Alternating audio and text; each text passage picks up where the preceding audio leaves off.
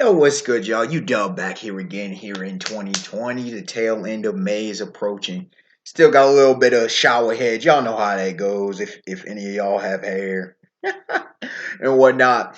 But this video, I'm starting off light because, you know, sometimes I realize I don't mean to do certain things or certain videos. That's not where my focus on the channel is. But I like talking about stuff and I like exposing stuff.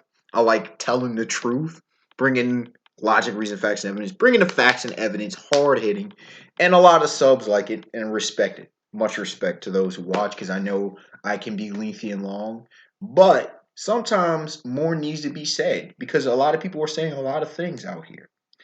And when I go back to my roots on why I started this channel, it was to give a different perspective. It was to give the niche, however you want to say it, the niche voice to what a lot of people are thinking and don't have the platform. I think it's one of the reasons why my channel never blew up, glamorized or celebrity, anything, including in the One Piece community. Because listen, I don't talk for casuals. No, this is for people who want a deep dive, who want that intellectual discussion. Whether we agree or disagree is irrelevant to the point of if you're watching my videos, you know I'm coming with the hard hitter, with them haymakers, with them Iron Mike Tyson left hooks, you know, them Rocky Marciano right hooks, them right straights and crosses from the Brown bomber Joe Louis, that right hand, that one hitter quitter from the bronze bomber Deontay Wilder. All right, that left straight from the notorious Conor McGregor. That's what I'm coming with y'all with. Y'all know how it is, and it's think very apt for me to talk about fighters in this video. Because, my God, bro, has Scratchmen Apoo been a gift that keeps on giving? Thank God for the roar of the sea, Scratchmen Apoo. I had no idea how Oda was going to use it. I'm like, I wasn't, from time to time I say, yo, Apoo. Apoo's there too. I don't think about him often, but I'm like, yo, Apoo's there too. Let's just backtrack something. And I'm not going to rehash what so many people say, right? But let's just backtrack. Apoo was one of the worst generation at the time, the supernovas of the worst generation, right? That didn't get too much screen time. So instantly, people who are casually minded, and I'm including some people who go hardcore on One Piece. Some of y'all out here be thinking casually. Y'all don't be deep diving and really thinking about this. He was not played up. How many times have you heard Luffy, a kid in law? Those are the hype trio. Wait a minute, dog. Let's look at the facts, though. Bonnie, she is aight. Capone, cool. Uroge looking beast. So it's not surprising that he beat Snatch. Nah, not at all. X Drake stopping between Killer and I'm trying to remember. Was it Apoo? I'm trying to remember who X Drake stopped. It was between two of them. I think it was Killer and Apoo, right? X Drake looked beastly. Nobody, unless there's some of us who ranks X Drake highly, right? Most of them don't talk about that, right? What did Scratchmen Apoo do? We already knew him and Basso Hawkins, the magician, had hacks, devil fruits. We already knew that from the jump. From the jump. This man Apoo comes out here and injures, if you will, Admiral Kizaru Borsellino. Top tier. Pre-time skip. And I put injures in quotation. Yes, he turned on his Logi ability. We knew that it was because of his Logi ability and a non-hockey lace tack, even though we didn't know it was hockey at the time. We saw more of it with the Dark King Silver Israeli, right? Apoo put in work, just like X Drake put in work. But too many don't, they don't like the design or they don't like the powers and abilities. So they write them off. This is One Piece. Translate that to post-time skip. We hear almost nothing. The on-air pirates, nothing. We got nothing out of Apoo. All of a sudden, And I told y'all from the jump, you know, Kaido crashes down. I'm like, okay. A lot of people overhype. Oh my gosh, the strongest creature alive. Kaido, Kaido, Kaido. Cool, cool. I'm like, guys, can we simper this whole thing? And I've said it before and I'll say it again. If all four of those work together, if Eustace Captain Kidd, the Massacre Soldier Killer, former Rear Admiral, Red Flag X Drake, and Roar of the Sea, Scratchmen, Apoo all work together, Kaido's getting dropped. I will stand by what I say. You don't have to like what I say, but I'm going to stand by it. And you can't provide me any facts that prove otherwise, fam. And I don't want to hear some people like, what about the most recent film, Stampede? Bro, we not using different continuity and non-canon. That's not what we're going to do around here. If that's the case, then Golden Lion Shiki is not a legend. Like, let's stop. You know, if that's the case, former Admiral Zephyr, Black Arm Zephyr, a.k.a. Z, he's fighting to where he almost kills Borsellino, but then gets one-shotted by Kuzan. You can say, well, he fought Luffy. Inconsistent writing. We know. It's a movie. Come on. Dragon Ball did this all the damn time. Different continuity. Anyways. So, they should have dropped Kaido. Okay? A lot of people don't understand how powerful the worst generation is. I'm going to do a video on the balance of power in One Piece in a bit. But, let's just deal with this, right? I knew something was up, and I'm like, this doesn't sit well with me with right. And it's especially after we see Kid locked up. Kaido's locked him up. I'm like, this really doesn't. This smells like a rat. Lo and behold, bam, we get Apoo, and I'm like, betrayal. Now I didn't know what was going on with Hawkins, and I keep saying that this is what happened, y'all. Kid fought Kaido, Killer fought Apoo, Hawkins stayed out the way. You say, where's the evidence? Where's the evidence that Kaido soloed them? There is none. So I'm using logical progression from what we see. You tell me Apoo can't take down Killer? And of course, Kaido is giving Kid that business just like he gave Luffy that business. That's the most logical sense. And it doesn't downplay Kaido, but we seen Kaido. He'll take advantages. He's about honor, but he'll take advantages. You saw what he did with Odin. Come on now, y'all. Use some logical sense here. Right? Fast forward. We see Apoo return to Onigashima with the numbers. He seemed like he was the leader. He's not part of the Toby Roppo, but he seems closer than any one of the Toby Roppo. He's a pseudo commander. He's the fourth commander. From what we know of now, he is the unofficial fourth commander of the Beast Pirates. He's in deep with them, dog. Yo, Queen's showing him more love than Queen showing anybody on the crew. You ever notice that? Queen in this most recent chapter, yo, brother Apoo. Now, we can't say what Apoo's relation is with anybody else on the crew, but it seems Apoo in there with them tight. So it seems Apoo been with the Beast Pirates damn near the whole time scale from what's being indicated. So why does all of this matter, right? Putting y'all on the backdrop. Apoo's about that life. Now, I still hold to where I say where he ranks power-wise, okay? I still hold to where I say, but overall, yes, he's not as powerful as I will say Basil Hawkins is more powerful. Trafalgar D. Waterlaw, the Surgeon of Death is more powerful. Zoro, the Power Hunter is more powerful. You know, X Drake, Kid, Straw Hat Monkey D. Luffy, they're all more powerful cohesively. But it's just that he has a hack's ass ability. You know, he's one of them kind of characters, even though, and then there's the other of the worst generation I don't even include. I never rank Uroge, I never rank Capone, and never rank Junior Bonnie. We need more information. But Apoo's got one of them just nasty abilities. It's like Sir Crocodile and Jinbei, while other characters are more powerful than them, they're wild card. I throw them up against fighting against anybody. They're just that ridiculous. Jinbei with his Fishman Karate, it bypasses your natural durability. Sir Crocodile just is OP in his own regard with his skill level, right? Now, Apoo just, if it's a sound, some people with music, regardless, sound, vibrations are one of the most lethal abilities on a planet. Now, out in space, questionable. But on a planet, if you need further evidence, Zebra from Toriko, that Toriko Beyond Greatness. Zebra. was an absolute monster, was the most powerful of the four heavenly kings before Toriko leveled up, before Coco leveled up, before Sonic leveled up. By the end of the series, he seemed to be the weakest, as well as his, gourmet cell demon slash monster. That seemed to be the weakest. But weakest is still stupidly powerful. He just didn't get as much development as the other characters did in their abilities, right? And that's the thing with Apoo.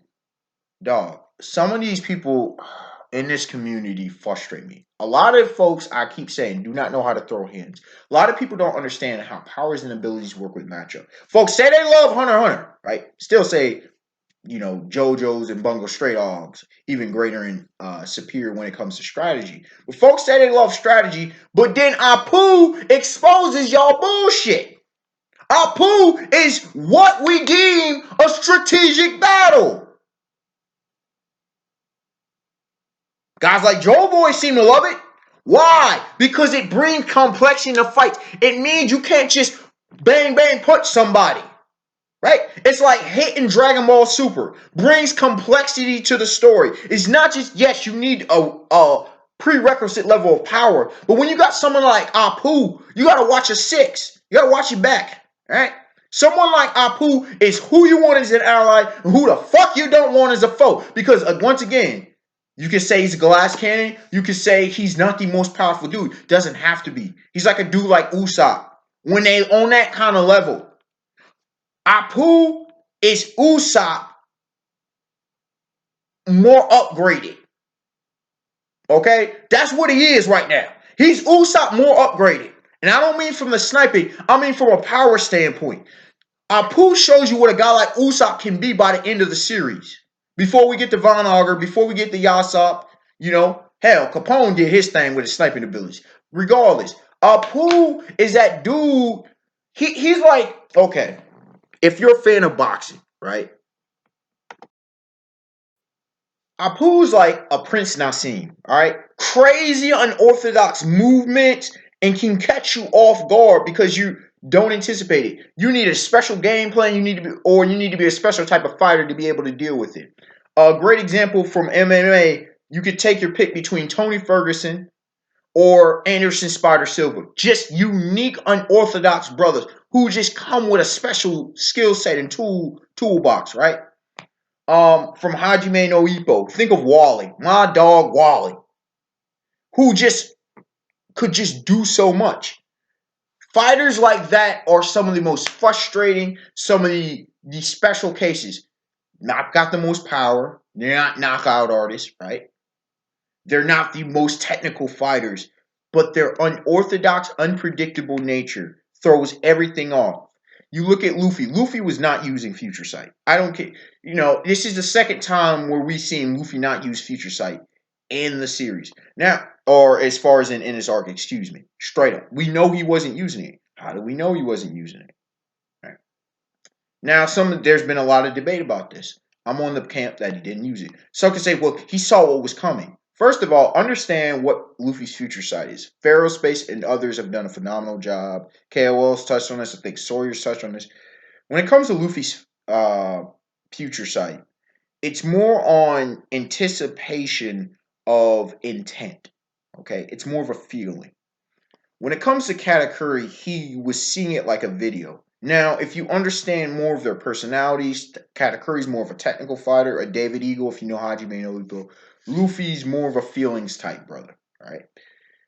The thing about it is, Apoo, what was the intent of the attack? It was chaotic. And if you go back to Skypiea with the Nell and Mantra, remember, when Luffy went mindless Luffy and was ricocheting shots off of that golden wall on the Maxim, Enel couldn't pick up on it, could he?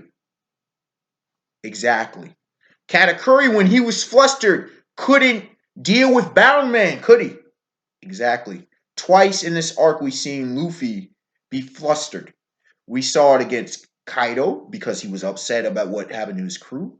And then the surprise attack, as well as he wasn't focused because that whole Tama situation was clouding his judgment. His haki, he could of course use base haki, but he wasn't using future sight. And let's say he was even using future sight, or let's say this, initially he wasn't using it, but we can say, well, what about that second point? Dog, how do you sense that? There was no intent. There was no intent. And let's say he used Katakuri's type ability.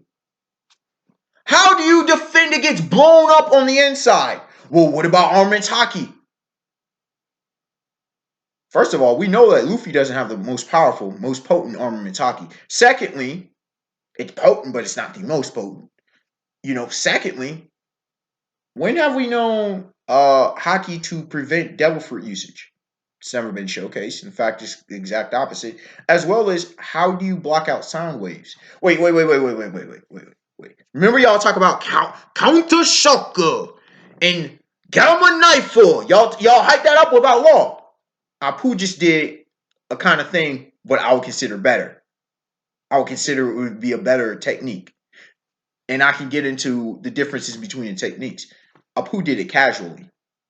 He didn't have to be up close and personal, as well as he didn't have to use his life force / stamina to do it. Apoo just did it on an off rip because he has a hack's ass devil fruit.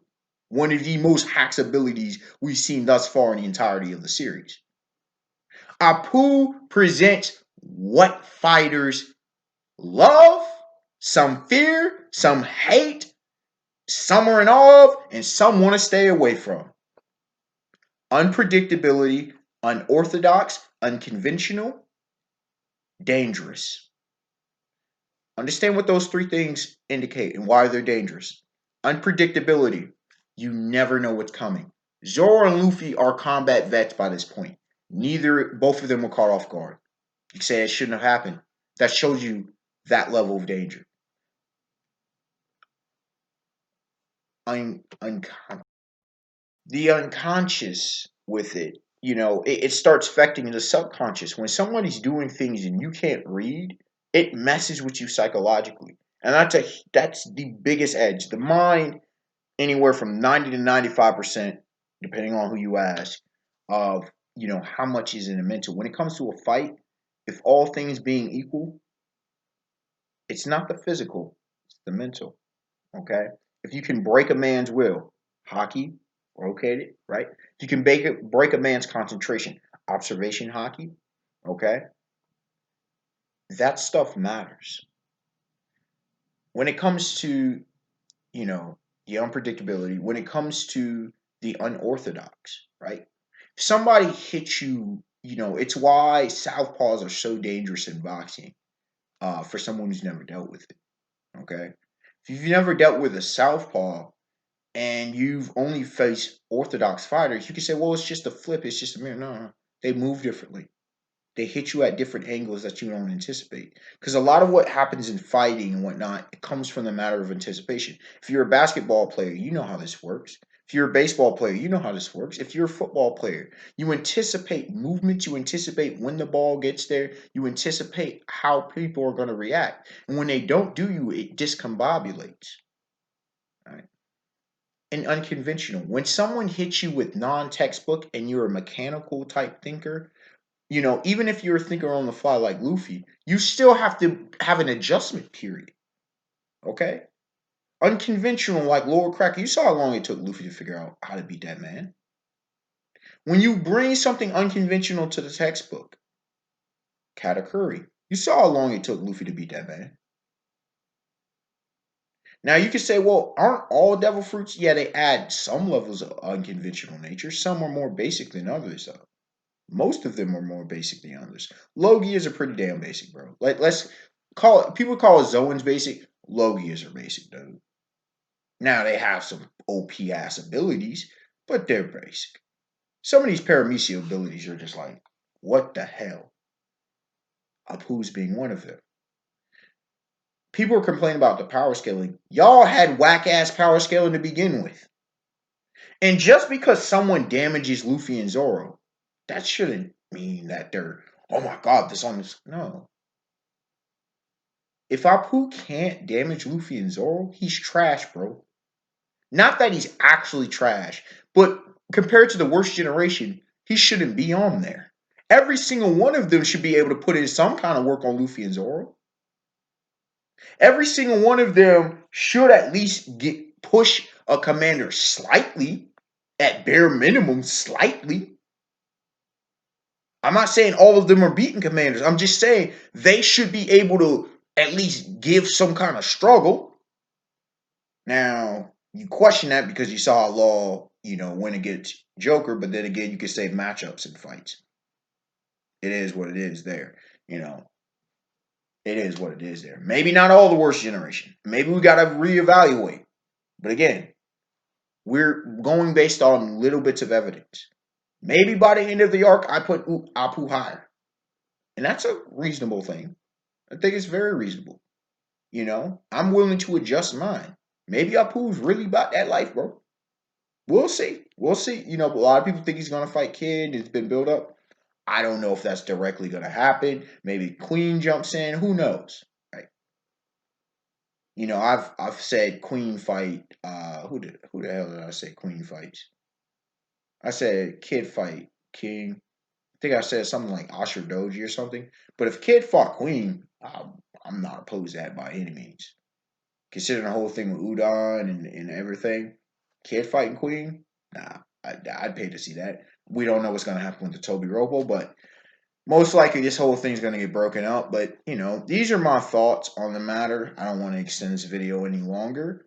What are yours? Please, I want us to have this dialogue on fighting and such. And it sometimes it's kind of irritating and annoying that people say, well, people's opinions. Listen, bro, if you're going to speak, please speak in a more educated, intellectual manner. Please speak, use some kind of sense. Stop using bias, emotions, and preference to downplay a character. If you have a reason to say, yo, I don't think Apu's all that, cool. Give your reason. We cool. But if you're saying, well, I don't like his design, he wasn't portrayed because a character wasn't portrayed. Dragon, we've barely seen, bro, in the series. And you're going to try to tell me that Dragon isn't about that life? Hawkeyes, you got some people trying to downplay Hawkeyes. And I'm like, how? He has all the hype that you need. Like, come on, bro. What are we doing here? I expect to want to like, comment, subscribe. Tell me your thoughts once again. And until next time, have a beautiful day, beautiful night. Peace. And let me know what you would like me to talk about. We'll see if we can do that for you.